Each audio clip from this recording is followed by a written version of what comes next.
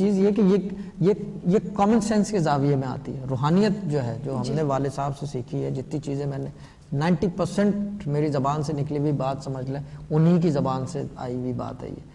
یہ common sense میں آنے والی بات ہے. اب بہت ساری چیزیں ایسی ہیں کہ بولنے کو تو بول سکتا ہے آدمی, لیکن وہ چیز یہ ہے کہ کیونکہ آن ایئر بھی بیٹھے ہوئے ہیں, یہ بھی ہے کہ لوگ بھی سنتے ہیں, وہ کچھ لوگ اعتراضات بھی کرتے ہیں, تو وہ بھی رکھنا پڑتا ہے ذہن میں.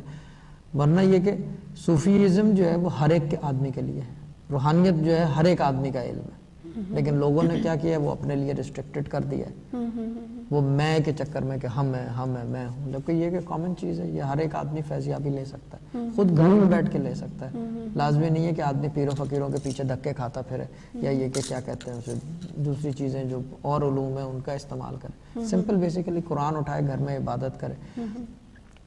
دیکھیں سب سے جو بہترین وقت عبادت کا ہے وہ ہے تہجد کا ٹائم.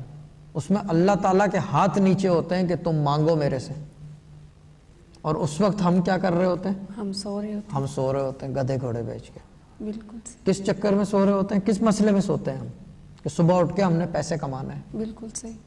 یہ یقین نہیں ہے ہم کو کہ اگر ہم جاگ کے عبادت کر لیں اور نیند تھوڑی سی مار لیں تو اللہ تعالیٰ صبح جو ہے وہ رزق ہمیں پرووائڈ کرے گا. یہ یقین نہیں ہے ہم کو.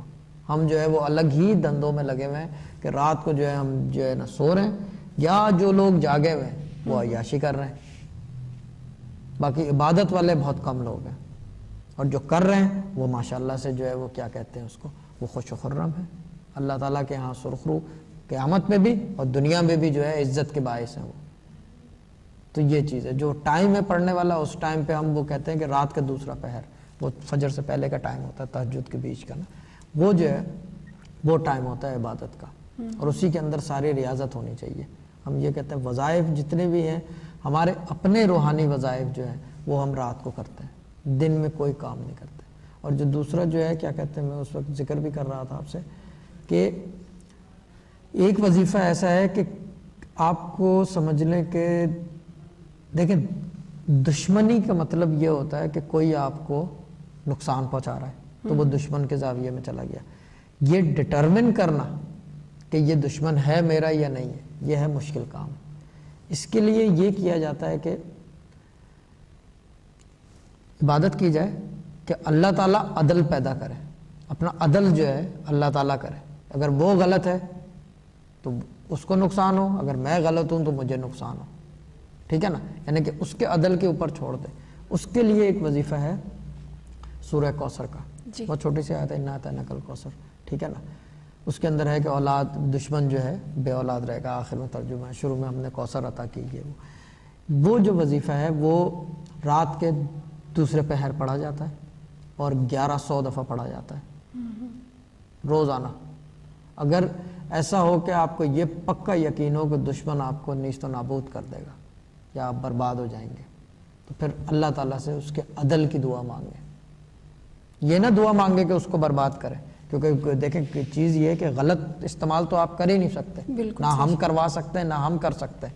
اس کا تو صحیح استعمال ہے, یہ اے ہے, اس میں بی کوئی نہیں ہے, یعنی کہ دس از. لیکن جس شر کا آپ کو خطرہ ہے اس سے آپ بچ جائیں نا شاہ صاحب, ہاں, اس کے لیے جس چیز کا ڈر ہے آپ کو, جس شر کا خطرہ اس شر سے آپ بچ جائیں گے. تو اس کے لیے سورہ کوثر جو ہے وہ جو ہے اللہ والا کرے آپ کا 1100 دفعہ پڑھے اور رات کے دوسرے پہر. شاہ صاحب پتہ کیا چلتا ہے آج کل کہ دشمن کون ہے اور دوست کون ہے, سبھی ایک جیسے لگتے ہیں. جبھی تو عدل کے لیے پڑھا جاتا ہے, آپ صرف عدل کے لیے پڑھتے ہیں کہ اللہ تعالیٰ جو ہے وہ شامل حال و مددگار ہو. مجھے تو خود شاہ صاحب لوگوں کی کوئی سمجھ نہیں آتی. تو یہ اسی لیے پڑھا جاتا ہے اور کوئی وجہ نہیں. اس سے یہ ہوتا ہے کہ اگر نہیں ہے, اگر وہ نقصان نہیں پہنچا رہا تو اللہ تعالیٰ کی مدد عدل آئے کہ وہ مدد کرے میری. اور اگر مدد نہیں ہو رہی اور اگر عدل نہیں آتا, اس کا مطلب یہ کہ وہ دشمن ہی نہیں ہے جس کو آپ جس کے لیے آپ پڑھ رہے ہو. 1100 دفعہ رات کو 2 بجے کے, وہ کیا کہتے ہیں 2 بجے 2:30 بجے ہی ہے تہجد کا ٹائم, آج کل تو کم ہے خیر, وہ اسی ٹائم دوسرے پہر رات کے 1100 دفعہ 11 دن تک.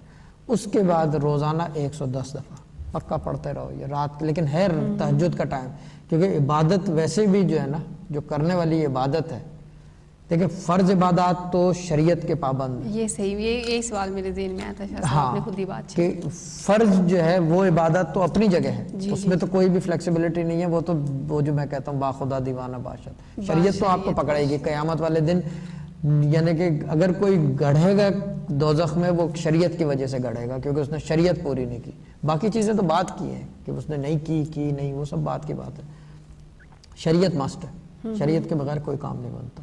رسول پاک صلی اللہ علیہ وسلم کے زبان مبارک سے نکلی ہوئی بات, نماز پڑھو, روزہ رکھو, شریعت یا تو ہم لوگ فرض نماز ہی نہیں پڑھتے, اور اگر فرض کے ساتھ نفلی عبادت کی جائے تو اللہ تعالیٰ تو خوش, اللہ تعالیٰ ویسے ہی اللہ تعالیٰ کی خوشنودی حاصل ہوتی ہے. جی, اللہ تعالیٰ کی خوشنودی کے لیے تو ہم نفلی عبادت کرتے ہیں. لوگ جو ہیں ہم سے کمپلیکس وظیفے پڑھوا رہے ہیں, ہم پڑھوا بھی رہے ہیں اور وہ پڑھ بھی رہے ہیں, اور میں کہہ بھی رہا ہوں, میں دیکھیں میں یہ نہیں کہہ سکتا کسی کو کہ بھائی تم نماز پڑھو, کیونکہ چیز یہ ہے کہ نماز کا اللہ کا حکم ہے, میں اپنا حکم بنا نہیں سکتا اس کو, ٹھیک ہے نا, وہ اللہ کا حکم ہے, وہ کرنا ہر انسان پہ. آپ نے لا الہ الا اللہ محمد رسول اللہ بول دیا, آپ پہ مست ہو گیا پڑھنا, کیونکہ آپ نے کیا کہتے ہیں اسے, اللہ کی اور رسول کی دونوں کی آپ نے پیروی کرنی ہے.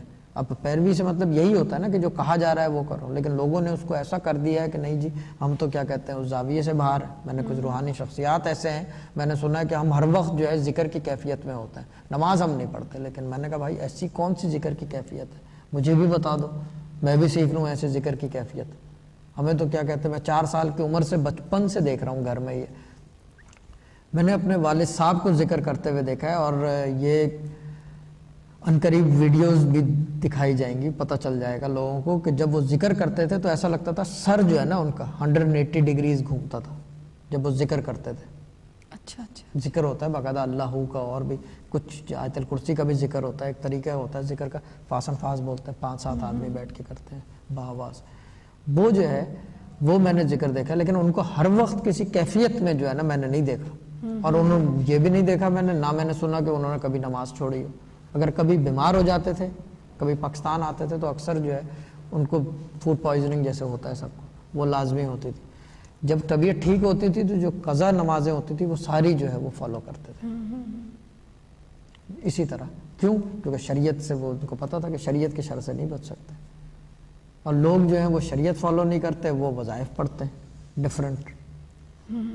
ایک میرے ذہن میں بھی بات آ رہی تھی نا, میں نے پڑھی کہ مولا علیہ السلام جو ہے ان کے پاس کوئی بندہ آیا تھا, جیسے کہ ہمیں کہا جاتا ہے کہ آپ پہ کوئی مشکل آئی ہے تو وہ اللہ تعالیٰ کی طرف سے آزمائش ہے نا آپ کے لیے. تو کوئی بندہ حضرت مولا علیہ السلام جو ہے ان کے پاس گیا, اور اس نے پوچھا کہ ہمیں کیسے پتہ چلے گا کہ شاہ صاحب ہم پہ جو مصیبت آئی ہے وہ آزمائش ہے یا ہمارے لیے سزا ہے اللہ کی طرف سے. تو مولا علیہ السلام نے فرمایا کہ جو مصیبت آپ کو اللہ تعالیٰ کے قریب کر دے وہ آپ کے لیے آزمائش ہے, اور جو اللہ تعالیٰ سے دور کر دے مصیبت وہ آپ کے لیے سزا ہے. سزا ہے, صحیح بات ہے.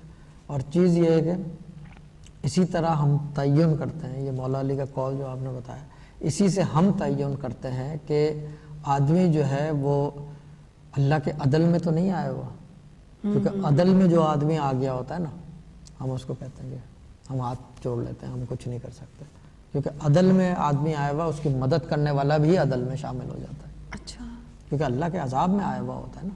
لیکن اللہ کے عذاب میں آنا سے مطلب آپ یہ نہیں کہ کیا کہتے ہیں یہاں پولیس کے عذاب میں آ گئے یا پاکستانی پولیس کے عذاب میں آ گئے, آپ اللہ کی پولیس کے عذاب میں آ گئے.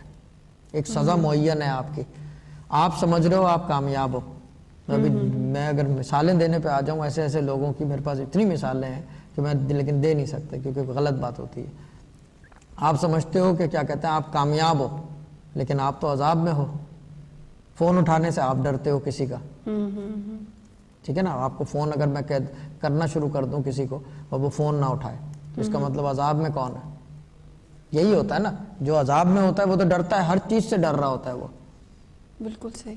جو دیکھیں چیز یہ ہے کہ جھوٹ کے پیر نہیں ہوتے, یہ بات یاد رکھیں. اور اسی طرح جو ہے کیا کہتے ہیں اللہ کا عدل جو ہے نا, جو سٹارٹ ہوتا ہے روحانیت میں, ہم یہ کہتے ہیں بیسک جو سٹارٹ ہوتا ہے پرابلم کا, کوئی بھی پرابلم ہو اس کا جو سٹارٹ ہوتا ہے وہ زبان سے ہوتا ہے, اور وہ زبان سے کیا جھوٹ سے بحث کرتا ہے. جھوٹ سے جو بات نکلتی ہے آگے چل کے وہ ایسا عذاب بنا دیتی ہے کہ آدمی اس میں سے نکل نہیں سکتا اور ہر طرف سے گھر جاتا ہے.